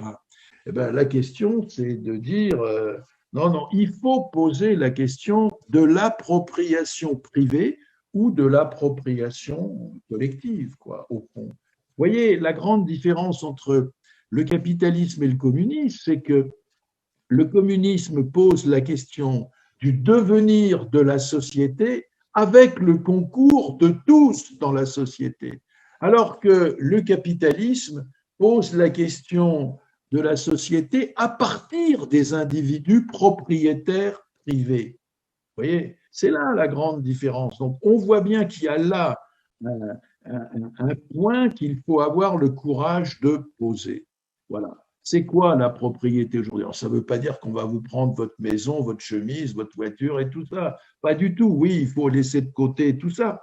Mais ça veut dire que les grands leviers de décision de la vie, à commencer par le travail, au fond, qu'est-ce qu'on veut dire quand on dit le travail? Ben, on veut dire que le travail doit relever des travailleurs, exactement comme la politique doit relever des citoyens. Voilà. C'est ça qu'on veut dire. Hein, et par conséquent, ça ne peut plus être une affaire de propriété privée, mais une affaire de… Qu'est-ce que c'est le capitalisme aujourd'hui? C'est une nuée d'entreprises, une myriade d'entreprises privées qui chacune travaille chez soi et met ses produits sur le marché pour savoir ce qui marche et ce qui ne marche pas. Bon. Eh bien, ça, c'est une manière un peu périmée de voir l'avenir de l'humanité. Voilà, c'est des choses comme ça, simples, qu'il faut dire et qu'il faut faire vivre dans des idées. Voilà. Donc, voilà un peu ce que je voulais dire à Grégoire, tout en partageant évidemment le souci qu'il a exprimé et que je partage. Il ne faut pas paraître ratiociner, il ne faut pas être répéter le passé, mais vous avez bien compris que dans mon titre, il y a deux parties, hein, l'avenir et le passé. Voilà. Et donc, c'est bien se libérer du passé au sens où montrer tout ce qu'il n'y a de pas encore vu dans la pensée de Marx et dans l'expérience sociale issue de cette pensée. Voilà. Merci Bernard. Alors je n'ai pas d'autres demandes là de questions qui me sont parvenues. Simplement, peut-être juste une réflexion comme ça qui m'est venue lors du dialogue que tu as eu avec Grégoire à l'instant, c'est que, y compris même pour reprendre les écrits, les formules même de Karl Marx, lorsque lui posait que sa perspective était la libre association des producteurs, je crois que c'est les termes qu'il emploie dans le manifeste. Et quand on se rend compte d'aspirations qui s'expriment aujourd'hui, ne serait-ce qu'à regarder la quête d'autonomie et d'indépendance qui existe chez tous ceux qui, par des statuts d'auto-entrepreneurs qui se multiplient dans un très grand nombre de secteurs d'activité, réfléchissent leur rapport au travail et à leur activité sous l'exigence d'indépendance. Je crois que là, il y a vraiment aussi une manière pour nous justement de s'émanciper d'une sociologie qui aurait cadenassé un petit peu la réflexion sur le travail, enfermé dans quelques cases les réponses. Et on voit bien que sont arrivées à maturité dans la société des réflexions et des exigences pour ne plus se retrouver sous la coupe de petits chefs, sous une manière dont est organisé le travail salarié, qui fait qu'on doit s'enfermer dans je tords volontairement le bâton, mais un certain carcan d'un travail soumis à une hiérarchie, un certain nombre d'heures, etc. Et on sent dans la jeunesse en particulier qu'il y a un modèle qui est clairement absolument pas attractif et que dans les revendications de ce que, pour le dire au sens large, le mouvement ouvrier porte, autour de la question du temps de travail, de la défense des contrats de travail, etc., ben, il y a une disjonction entre les aspirations qui s'expriment et les revendications telles qu'elles sont posées. Et je trouve que c'est là l'importance, l'intérêt de revenir du coup à y compris la perspective d'émancipation concrète telle que Marx la propose, c'est que avec les apports de l'économie sociale et solidaire, avec la maturation des sociétés coopératives, avec les combats et les luttes très exigeantes qui sont menées aujourd'hui, on peut penser à notamment la lutte des chauffeurs-livreurs pour le respect de leurs droits. On sent bien là que arrive justement effectivement dans cette crise l'exigence de nouveaux modèles d'organisation des travailleurs et qu'il y a des réponses communistes à ce combat-là et qu'il s'agit, je pense, comme tu le poses Bernard, de le mobiliser en tant que tel, quoi, et donc de se remettre en cause dans la manière même dont on va construire les propositions. Et puis dans un second plan, parce que je crois qu'effectivement, tu as raison aussi de rappeler que l'analyse de classe de Marx est plus fine qu'elle n'a été parfois caricaturée. Si on en prend même pareil, de mémoire, je cite volontairement de mémoire, mais Marx, lorsqu'il décrit les phrases suivantes, l'histoire de toutes les sociétés jusqu'à nos jours n'est que l'histoire de la lutte des classes, il parle ensuite de deux grandes classes. Et je pense que dans ce terme de grande classe, il y a énormément de sens. Il existe à l'intérieur de ces classes une multitude de nuances, de fractions possibles, de divisions et d'oppositions qui existent. Et on sait très bien que la domination du capitalisme s'appuie sur l'ensemble de ces divisions.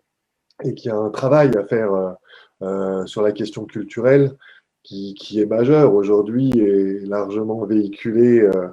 La conception bourgeoise, comme tu le rappelles bien dans ton ouvrage, je pense que c'est un moment intéressant de ton livre.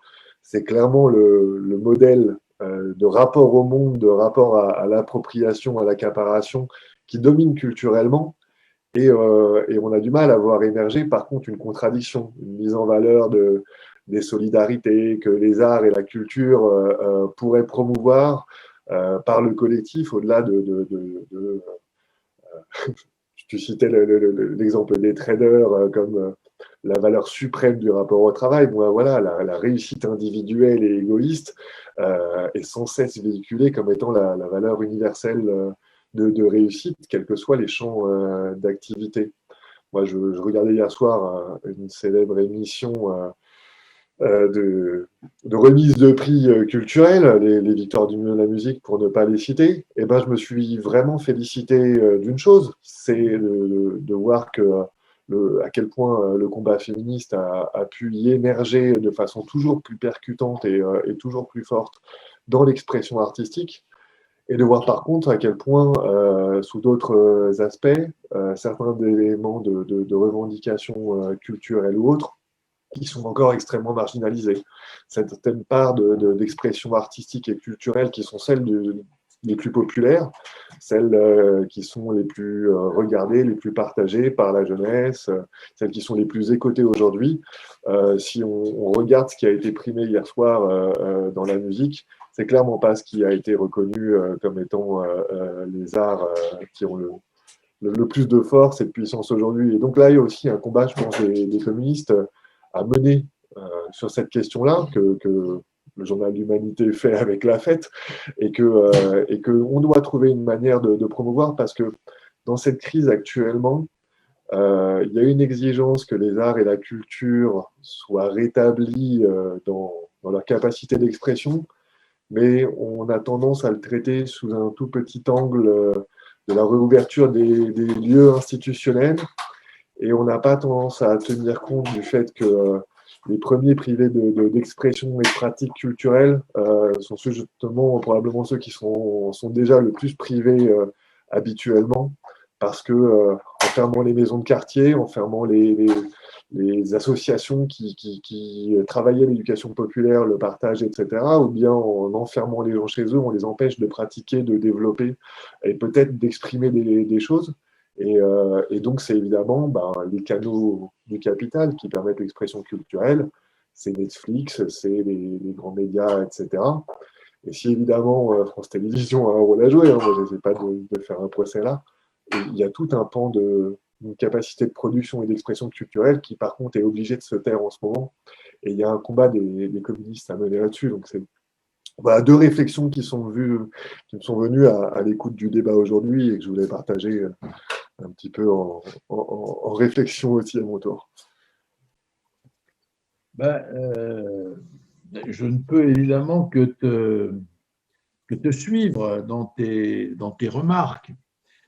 Sur le premier point, tu vois, c'est frappant de voir qu'en effet, quand Marx parle du communisme, il utilise volontiers le langage de l'association. Il dit souvent dans le Capital, par exemple, quand il évoque le communisme, une association d'hommes libres, par exemple, une association. C'est bien ce que ça veut dire, hein. C'est-à-dire une association, c'est pas pareil qu'une société. Une société, tu choisis pas de naître dans une société, tandis que tu choisis d'être membre d'une association. Le communisme, c'est une association, c'est-à-dire c'est une révolution qui ne peut se faire qu'avec ses acteurs, qu'avec les membres, quoi. On ne fait pas la révolution par procuration. Autrement dit, il faut en finir avec l'idée d'une révolution qui serait accomplie par des représentants, par des partis d'avant-garde. C'est la théorie léniniste un petit peu du parti là, qui est en cause. Oui, on le voit bien. Mais c'est là où, quand tu parles des petits chefs, oui, on voit bien comment aujourd'hui on veut faire croire qu'en émiettant la société, la société Uber, quoi, Uber, Deliveroo et tout ça, on crée des possibilités de libération. C'est toujours ça le capital, les individus. Mais faut pas non plus oublier que dans le capital, il n'y a pas que la propriété privée des moyens de production. Il y a aussi ce que Marx appelle le despotisme d'usine. Et il faut être pour les deux, si tu veux. Tu vois, il ne faut pas oublier le despotisme d'usine, c'est-à-dire les petits chefs, comme tu dis. Hein. Là, au fond, ce qui est au cœur du communisme, c'est l'idée qu'il faut tout faire pour se préparer à la fin de la contradiction entre tâches d'exécution et tâches de gestion, de direction ou de conception. Il faut dépasser la contradiction entre travail manuel et travail intellectuel, etc. Et ça nécessite bien, et là on passe à ton deuxième point, un bouger dans la culture. Tu vois, l'émancipation, ça veut dire quoi l'émancipation? Vous savez, l'article, la première phrase des statuts de l'internationale, la première internationale ouvrière, celle des travailleurs de 1864, l'internationale créée par Marx, son premier article, c'était « L'émancipation des travailleurs doit être l'œuvre des travailleurs eux-mêmes ». Donc, vous voyez, c'est une vraie bataille pour se réapproprier, pour que les travailleurs se réapproprient tous les aspects du travail, tous les aspects, pas seulement l'aspect soumission, sur plus-value, etc., mais les aspects de vécu dans l'entreprise, fin du despotisme d'usine. Bon. Donc, on voit bien, mais que veut dire émancipation? Émancipation, vous savez, la première fois que le mot a été utilisé, ça a été dans le droit romain de l'Antiquité. Dans le droit romain, il y avait une fête. L'émancipation, c'était une fête. Vous voyez, dans émancipation, dans le mot, la sonorité du mot, il y a le mot main, émancipation. Celui qui n'est pas émancipé, c'est l'enfant qui est sous la main de ses parents. Et l'émancipation, c'est la levée de cette main, c'est la levée de cette soumission aux parents. Voilà.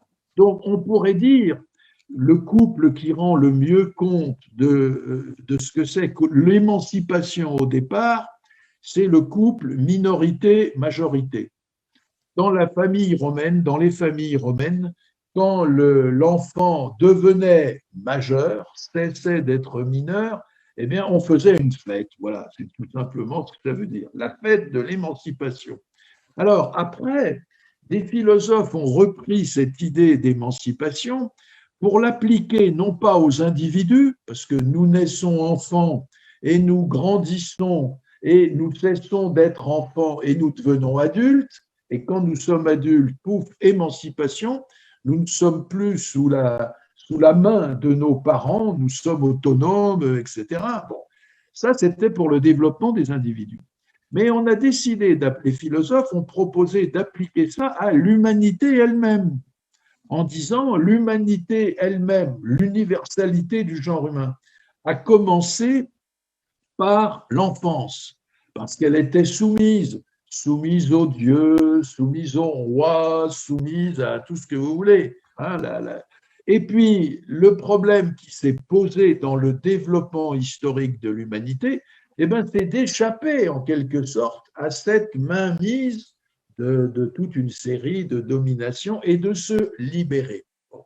Et c'est ce qui s'exprime chez des philosophes comme Kant, comme Hegel, c'est ce qui s'exprime dans la Révolution française avec l'émancipation des femmes, Olympe de Gouges, l'émancipation des Juifs, l'abbé Grégoire, l'émancipation des peuples des colonies, l'émancipation des nègres, comme on disait à l'époque, et ce sera effectivement des batailles menées à la Constituante et qu'annulera Bonaparte en devenant Napoléon. Bon.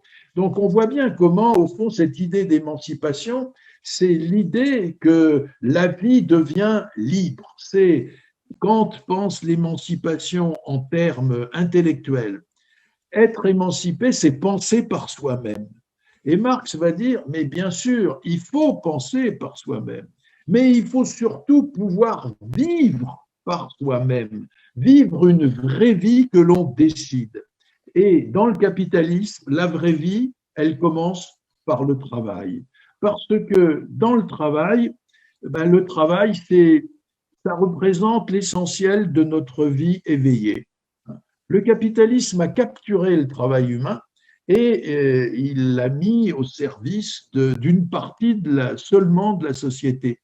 Eh bien, c'est cette libération-là qu'il faut accomplir. C'est ça l'émancipation.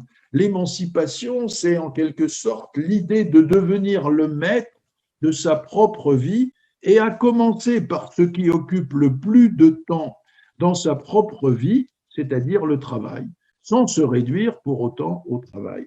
Et c'est là où on voit bien que ça rencontre la question de la culture. Tu vois, la culture, c'est-à-dire qu'on voit bien comment l'émancipation, c'est aussi la possibilité, en quelque sorte, que culturellement, on ait envie de s'émanciper.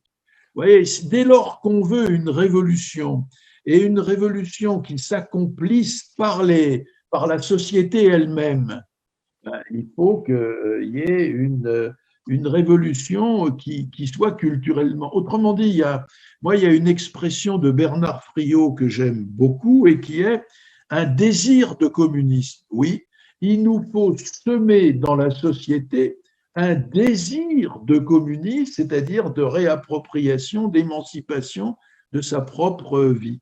Et c'est là où la culture joue un grand rôle. Et c'est là où on voit bien qu'aujourd'hui, le grand piège que je nous vois tendu, c'est comment peut-on arriver à penser que la culture, ça n'est pas essentiel, que la culture, c'est-à-dire les théâtres, les musées, c'est-à-dire surtout les spectacles vivants. Mais moi, ce que je vois en même temps, c'est que les disques, tout ça continue de se vendre. Hein. Autrement dit, la culture comme commerce, ça continue. La culture comme spectacle vivant, c'est à l'arrêt. Et je crois qu'ils sont arrivés à faire passer que ça n'était pas essentiel, la culture, les arts vivants, etc., parce que ce n'était que des spectacles, ce n'était qu'une sorte de luxe. Tu vois, ce qui est essentiel, c'est le pain, la nourriture, etc. Mais la culture, c'est pas essentiel parce que c'est du luxe, quoi. C'est un supplément de la vie. Là, on rejoint déjà la critique que faisait le parti d'André Malraux. Hein. La culture, c'est pas un supplément d'âme, c'est pas un supplément. Là, aujourd'hui, on nous fait ça, on est en train de nous jouer ça. La culture, c'est pas essentiel, c'est du luxe, c'est du spectacle, et aujourd'hui, nous devons vivre sans spectacle. Mais la culture, c'est pas uniquement du spectacle. Ce qui se passe dans les théâtres de nos villes, par exemple, je prends ça comme exemple, mais je connais bien Ivry, la manufacture des œillets, le théâtre, Antoine Vitesse, tout ça, etc. J'y ai fourré les pieds tant et plus.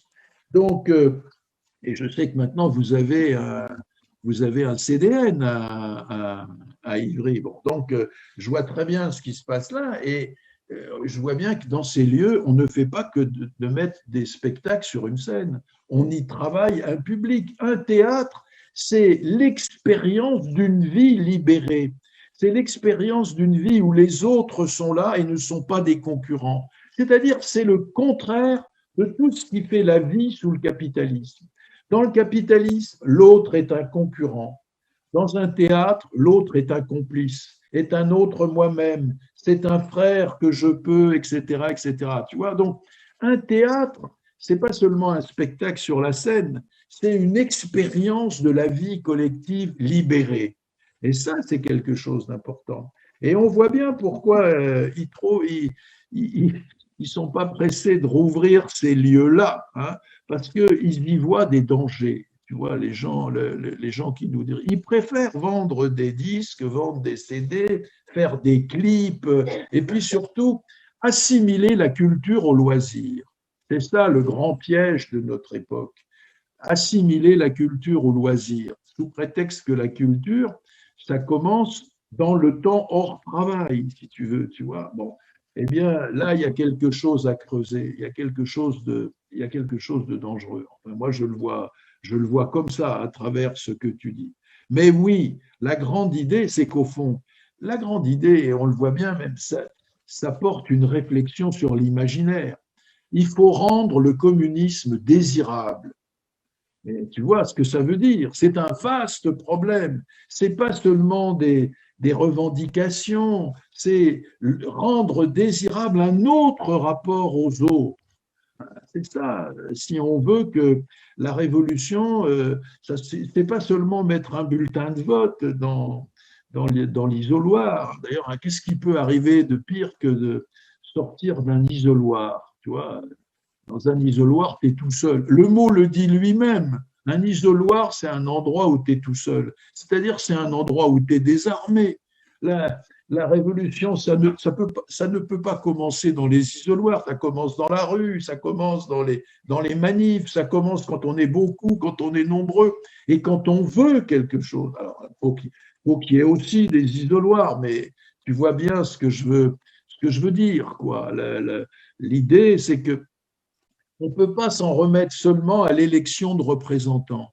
Il faut que la société pousse et il faut que culturellement, autrement dit, oui, on a un grand rôle dans la culture de cette société. Et moi, je me souviens du père Aragon, hein, qui disait, pardonnez-moi, je l'appelle le père, c'est une formule respectueuse. Hein. Tu rappelais tout à l'heure que j'ai passé 20 ans de ma vie à faire vivre la maison de Saint-Arnoux, la maison des deux écrivains Aragon et Elsa Triolet. Eh bien, Aragon avait eu cette formule, le pain, la culture est aussi nécessaire que le pain, car elle est le pain de l'esprit. Ben, voilà quelque chose qu'on devrait bien faire dire. Aujourd'hui, les boulangeries sont ouvertes, il faut que les boulangeries de l'esprit soient aussi ouvertes dans même dans une période comme la nôtre. Voilà. Merci beaucoup, Bernard. Eh bien, ça fait quasiment 2 heures que, bon, un plaisir fou à t'écouter et à dialoguer avec toi, avec tous nos amis qui sont venus participer aujourd'hui. Et je pense que si nombreux sont restés de A à Z pour cette discussion, c'est bien que il y a autant de plaisir et autant d'urgence à travailler sur ces sujets. Alors, si vous en êtes d'accord, je vais proposer qu'on conclue maintenant, d'autant que je pense tu veux qu'on chante l'Internationale tous ensemble, c'est ça? C'est une possibilité, mais alors bon, ça veut dire que je suis un peu près du micro et d'habitude, je me fais discret.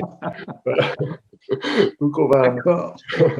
En tout cas, moi, je vous remercie de votre attention, de l'attention que vous portez à ce livre et ben, j'espère que en tout cas, moi, j'ai vécu ce bon moment. Moi, je n'ai pas vu passer le temps.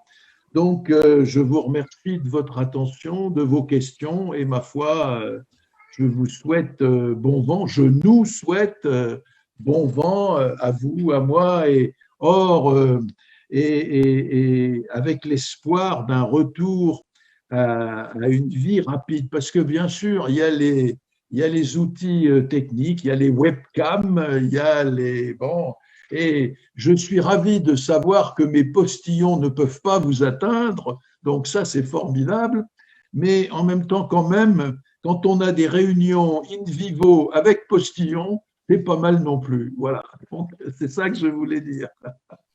Je vous remercie en tout cas. Salut. Bon, Bernard, il me reste juste peut-être 3 mots à vous dire. Rappelez donc ton ouvrage, Le communisme à l'avenir, qui est notamment accessible sur le site du Journal d'Humanité dans sa boutique et qui le sera aussi sur les points de militants et de diffusion du journal des communistes dans la ville d'Ivry dans la prochaine période. Donc, pour tous ceux qui souhaitent prolonger l'échange que nous avons eu aujourd'hui et mieux connaître l'analyse de Bernard, c'est disponible au travers de cet ouvrage. Qu'il y aura un live sur les questions de culture, vu que ça a été un des points de discussion après les vacances scolaires. On est en train de préparer cette question-là, notamment autour du manifeste qui a été publié par un grand nombre d'acteurs de la ville d'Ivry et qui est relayé sur le Facebook de la section. Donc, pour ceux qui nous suivent en ligne, l'article en dessous, c'est le manifeste ivrien pour la défense, la promotion de la culture. Et puis aussi rappeler qu'il y a un grand nombre d'initiatives de solidarité concrète qui se déploient en ce moment dans la ville, notamment autour de banques alimentaires, qu'on se fait relais aussi de ces questions-là, et qu'il y aura très rapidement un nouveau rendez-vous aussi ivrien des communistes de banques alimentaires, donc pour remercier tous ceux qui ont participé à la collecte de samedi dernier, et vous indiquer qu'on retrouvera notamment sur les réseaux les prochains rendez-vous que nous vous donnons. Voilà, encore merci à tous. Je veux juste ajouter à ce que tu as dit c'est la page de publicité, que mon bouquin, il est accessible sur le site de l'Humanité, ça c'est vrai, mais il est aussi accessible, il est distribué en librairie. Il est distribué en librairie dans les kiosques et dans les maisons de la presse. C'est la première fois que l'Humanité le fait, c'est-à-dire que l'Humanité devient un vrai éditeur de livres, pas seulement un éditeur militant, mais un éditeur au sens où les livres sont trouvables et distribués dans les librairies. Alors, vous avez votre librairie là dont tu parles, vous avez tout ce que tu dis et que va faire la section. Mais si vous connaissez des gens ailleurs dans le pays où il n'y a pas toutes ces possibilités-là qui sont proprement ivriennes, eh bien, vous pouvez leur dire qu'en allant chez leur libraire et en demandant qu'ils commandent le bouquin, ils peuvent l'avoir très facilement. Voilà. C'est une première qu'a fait l'Humanité. Et comme je dis souvent à Patrick Le Yarrick, le directeur du journal, écoute, je suis très content d'être le premier à être distribué par l'Humanité en librairie. J'espère au moins ne pas vous coûter d'argent. Voilà, parce que l'Humanité en a besoin. Voilà.